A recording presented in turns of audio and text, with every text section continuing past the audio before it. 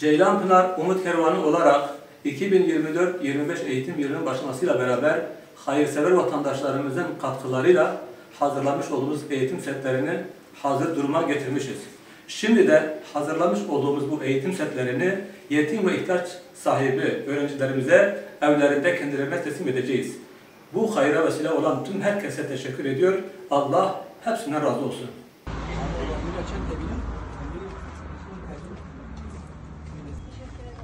Bu sene onu da sen al. Nasıl defter kadar lazım. Nasıl bir çanta?